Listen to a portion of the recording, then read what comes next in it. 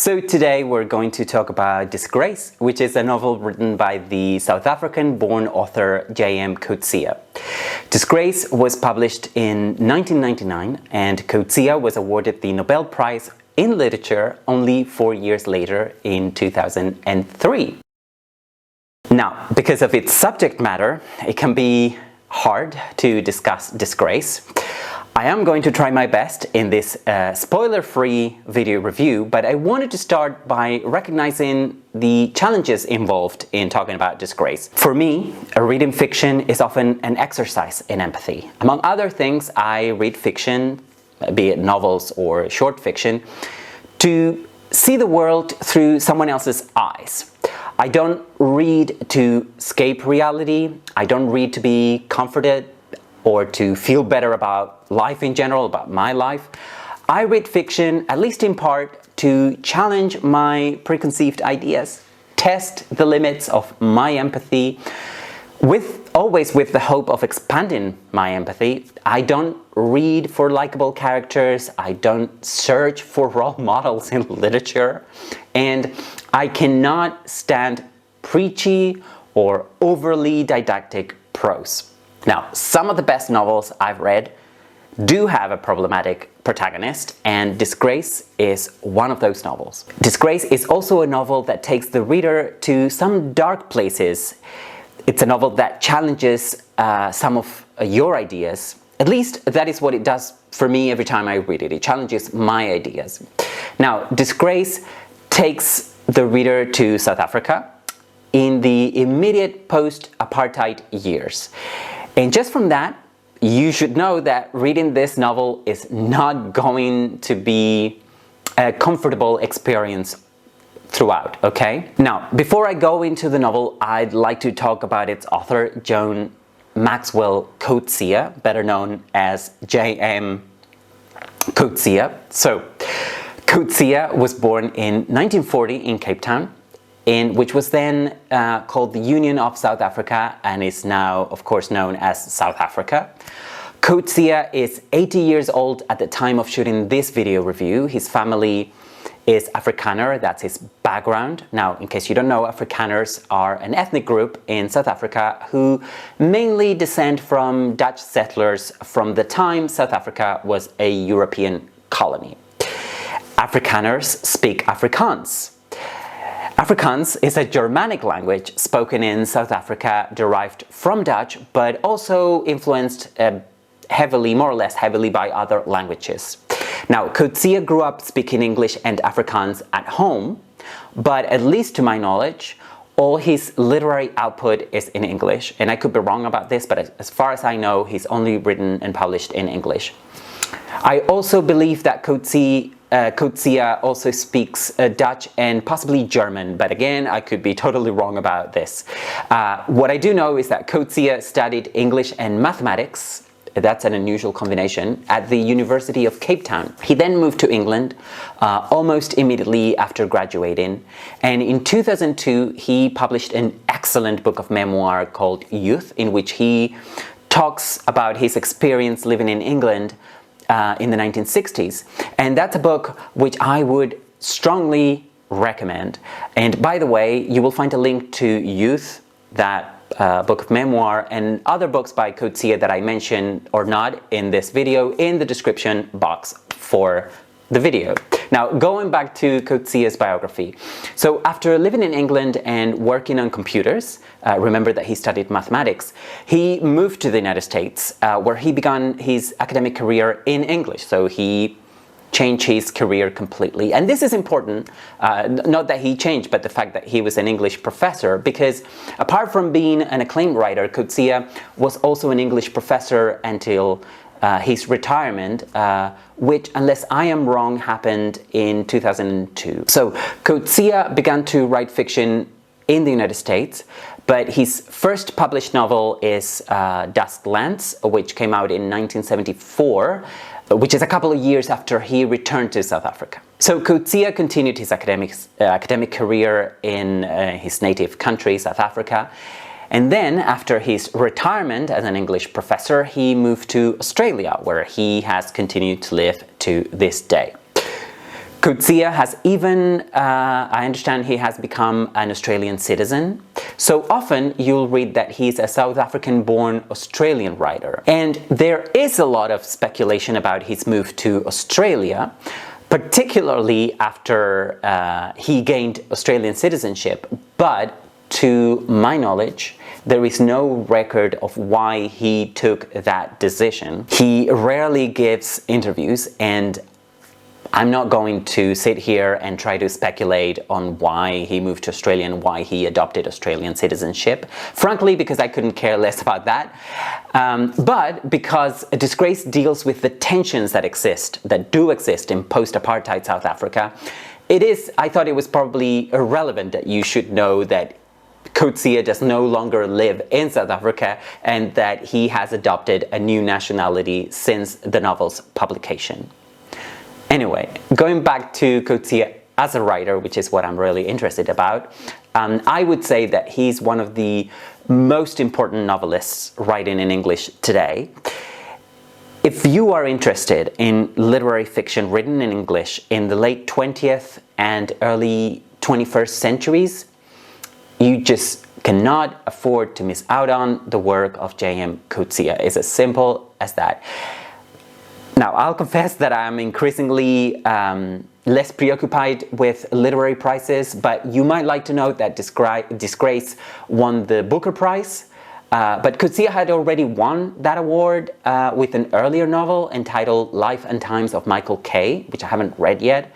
So, what I'm trying to say here is that he's one of those very few writers who have won the Booker Prize twice. He has received plenty of other literary awards, and of course, as I mentioned in passing in the introduction to this review, he also won the Nobel Prize for Literature in 2003. And the main reason I mention these awards is not necessarily because I think the awards themselves are important, but because I do think that the fact that he has gotten so many awards tells us a lot about how highly regarded Coetzee's writing has been, not only, and continues to be, not only in the English-speaking world, but also in translation in many other countries. Now, I think the reason for this, I think, is that Coetzee's writing resonates with readers from different countries and backgrounds. For instance, I have never been to South Africa, and I am not particularly interested in South Africa, and yet I find Disgrace to be a profoundly affecting novel. So let's leave all biographical questions about its author aside now, and let's talk about Disgrace, the novel, okay? So the first thing I want to say about Disgrace is that it is a compelling novel.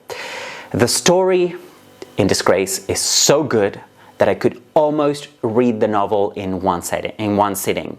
Now, the narrative is just solid. Coetzee is a great storyteller. He sure knows how to construct an engaging narrative that would keep the reader interested throughout. Okay? And I think you should know that if you haven't read any of his books. And I think also that part of the appeal of this book is how ostensibly simple its narrative structure is. There are no narrative fireworks, as it were. The narrative is as linear and easy to follow as you will find in a literary novel of this caliber. The structure, again, without any spoilers, is as simple as this. There is an English professor who falls in disgrace when he's accused of raping one of his female students with whom he was involved. He then loses his job. He moves in with his daughter in the countryside. Okay, that's all I want to say. And these are just the bare bones of the story. Okay, and you know, I'm not going to say anything more about the plot. I think I could, in fact, talk a little bit more about it and not spoil anything, because I am convinced that it is my experience that the pleasure of reading Disgrace, or any other literary novel for that matter, is not in finding out what happens as such, but in how it is told. And I think that because otherwise I could only read Disgrace once, and I have read it a few times now, and knowing what happens does not detract from the joy I feel every time I read Disgrace. Now, having said that, the real key episode in this novel is something that happens in the countryside, and not so much that accusation of rape that is made against the protagonist early on. And I will not talk about that episode. I will not talk about what happens on his daughter's farm, because I have two reasons for this. Number one, if you have read the novel, you would already know what I'm talking about. And if you haven't read it, I'm sure you'll prefer to find out for yourself once you read it and not from me, right? Anyway, so the name of the professor is David Leary, and he loses everything in the course of this novel. Well, early on in the novel. He loses not only his job, but also his career, his reputation. But what does leave him feeling truly useless is not any of that. It's not what happens to him, but what happens to his daughter later on in the novel, and his own inability, not just to stop it from happening, but in understanding its aftermath. And that's all I'm going to say. Now, one of the most fascinating elements in Disgrace is how it begins as a campus novel. A novel, you know what a campus novel is, a novel set at a university whose characters are involved in university life. Okay, so that's what you get in the early parts. And then the novel becomes a rural novel without losing any cohesion in the process. And I think that's fascinating. And South Africa, by the way, is not just the setting here. It's a lot more than that. So the sexual and racial elements in the novel are all intricately linked, and they not only portray South Africa in the period immediately after the abolition of apartheid, as I said, but they also challenge our ideas about so-called race relations in that country in fascinating ways. Now, David Leary moves to his daughter's farm in an attempt to find meaning in his life after his disgrace. And in some ways, I guess he does find it. But I'm going to say, do not go into this novel thinking that it is going to be a life-affirming narrative, a feel-good, life-affirming story, because you will be sorely disappointed if you do that. There is a critique at academia in the campus part of the novel that I find particularly telling, and coming from someone, Coetzee, who worked in academia practically all his life, except for his youth in England, I think the critique is also poignant. And the criticism he makes is about how higher education has become more utilitarian gradually. And I tend to agree with that kind of criticism, and I do have a little bit of experience in academia. I think the fact that David Leary is a specialist in English Romantic writers from the 19th century is also relevant to the rest of the novel, particularly in terms of characterization. So, as you can probably tell, Disgrace is a lot more than just a perfectly constructed narrative. And as if that wasn't enough, the characterization, and not just that of its protagonist, David Leary, is on point. Now, in the hands of a lesser writer, David Leary could have been a second-rate version of Nabokov's Humbert, which I've discussed also in this channel. But the two characters, David Leary, Humbert, have practically nothing in common, okay? So let's talk about David Leary, in fact. Why don't we? So David Leary is a solitary figure, someone who does what is expected of him socially and professionally, both socially and professionally, at the beginning of the novel. So while he lives in Cape Town and until the moment he falls in disgrace. David Leary doesn't seem particularly close to anybody early on in the novel, not even his daughter who lives in the country. Even his sexual life, David's sexual life, is completely detached from any emotion and as pedestrian, boring, and almost bureaucratic as the rest of his life seems to be. So, at the beginning of the novel, David is presented to us as a formal, I would say almost cold and detached character. But there is going to be an evolution in him as events that challenge his comfortable social position are unchained in the narrative. And there is a sense in the novel, there is a sense when it comes to him of quiet frustration that I think many readers could identify with. There is clearly plenty lacking in David's life early on, but he seems to be contented with his lot. And I think many people would feel, or at least would claim to feel comfortable in his shoes. Okay, he has a good job, he's relatively well off, he's single but has an active sex life, he's respected, he lives in a big city. You know, what more can one want out of life, right? Now, the first few pages of the novel portray this quiet frustration that I've talked about, his quiet, comfortable, middle-class life. But this is all, of course, the proverbial quiet before the storm. Nothing will be the same again from that point on. And that is why I say that the narrative in Disgrace is so compelling. David's life will not be uneventful again for the rest of the novel. Okay, so there is a contrast also, which I think it's very telling, between David's quiet life and all the social and political strife going on in South Africa at the time where the book is set. But that is something, all that strife is something that David will have to confront only later in the novel. And he will have to confront that in one of the most brutal ways possible. So Disgrace, as I said at the beginning, was first published in 1999, and apartheid, which was, as you know, the institutionalized system of racial segregation in South Africa. Well, apartheid was only abolished a handful of years before the novel's publication, so in the early 1990s. However, none of that comes into play in the novel until after David moves to the country. So the campus section of the novel early on could almost happen in the United States, in England, in Australia, in France, could happen anywhere except South Africa, possibly. And what does that tell us? It tells us that David lives in his bubble until the accusation of rape bursts that bubble, and he must begin to confront reality, the reality of his country, but in a rather personal way. But I don't want to give you the impression that the campus section of the novel is just a setup and is in any way less important or any less compelling than what follows once he moves to the country. Because that's not true. I don't believe that.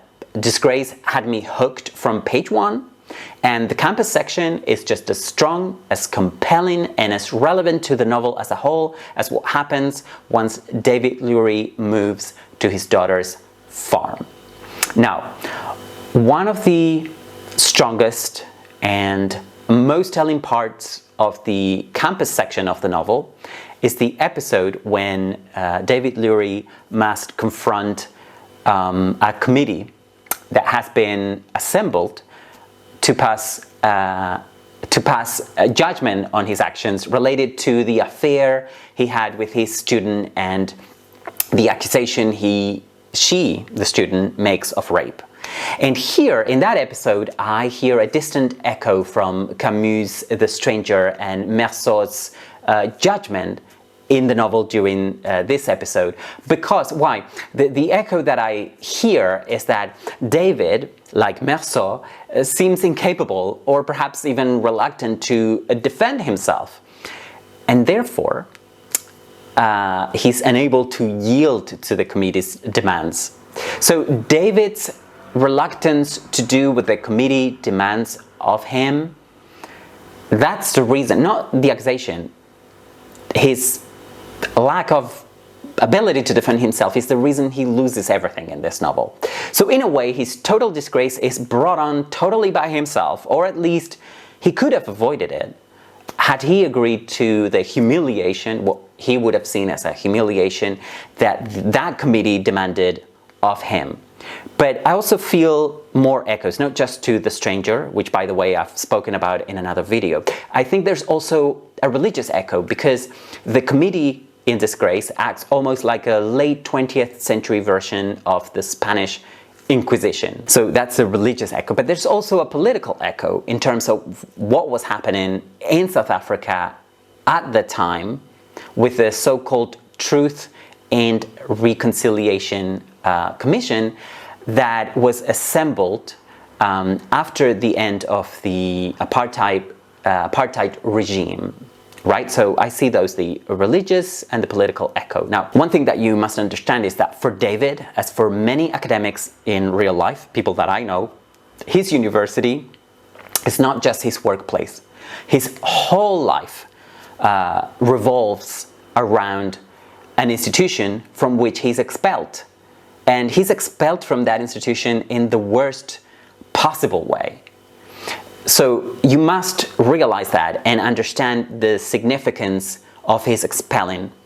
But even if you're not familiar with academics, I think the way Coetzee describes all of this, I think he manages to convey it in such a way that most people, I believe, reading Disgrace would understand the significance of his expelling, even people, as I say, with no academic experience at all, or people who don't know academics, right? Now, the only person David feels he can turn to then, after being expelled, no matter how distant they had been in the past, is his only daughter, Lucy. And that explains why David goes to visit her in the first place, okay? Which is so important, and what happens later, it's all unchanged from that moment, okay? So once David closes the metaphorical chapter that was his academic life, and we move on in the novel, in the narrative, I think the narrative changes gear, and we almost feel like we've finished reading one novel and now we're reading another novel with the same main character but a different novel. However, it is not jarring at all. That changing of gear, I think, is in fact one of the elements that makes this novel not only compelling, but also, I would say, propelling. Because up in David's metaphorical ivory tower as an English professor, you know, academics are said to live upon ivory towers away from the real world. So I think when he's there, David was able to manage to avoid dealing with the harsh realities of living in South Africa at that particular time, okay? And all that changes the moment he's expelled from the university. So he needed to be expelled from university to deal with life. Now, leaving the novel aside for a moment, there is a power shift that happens in the 1990s in South Africa, whereby the black numerical majority in South Africa, for the first time, was on equal footing, at least legally. I know that the situation is more complex. So at least legally, they were on equal footing with the powerful white minority for the first time in many decades, in the many decades that the apartheid regime lasted, and even beyond, possibly going back to colonization by Dutch and English settlers, which I believe in South Africa's case began between the 17th and the 18th centuries. Okay, so that social shift, power shift, is very important, and it's relevant to this novel. And I wish I could talk more openly about what happens in the second part of the book, so what I just said made more sense to you if you haven't read the book, but I can't because I don't want to spoil it. But there are echoes between what happens then in that later part of the novel and what happens in the campus section of the novel. Okay, that's also important. And I think that is, once again, everything that happens in Disgrace in this novel is relevant and connected, I would say, masterfully. Now, in this novel, a lot goes unsaid. Okay, there is a reluctance to talk by, not just by David, by many characters. You would notice that from the beginning. But of course we see that first with David during his committee hearing, where he just won't defend himself. And then we see it with his daughter Lucy in the second part of the novel, but we also see it with other minor characters. I think that Disgrace explores emotional pain in interesting ways, and it deals and it explores emotional pain as an unavoidable and intricate part of life. For instance, pain, emotional pain, is conspicuously absent from David's life at the beginning of the novel. That's why I say he comes across as cold and almost bureaucratic. But I also think that love is perhaps the main theme of this novel. And I can't explain why without spoiling the novel, so you'll have to read it and tell me if you agree or not. Now, I want to know what you think. So please let me know your thoughts on Disgrace in the comment section down below. That's what the comment section is for, and I loved interacting with you guys, or also when you guys interact with each other in the comment section and discuss the books that I review here. My name is Juan, and in case you're new to my channel, my name is Juan, and this is all from me for now. I hope you are all doing very well, and I do hope to see you again very soon for another book review. Remember that I post a book review every Saturday. So bye for now, and see you again very soon.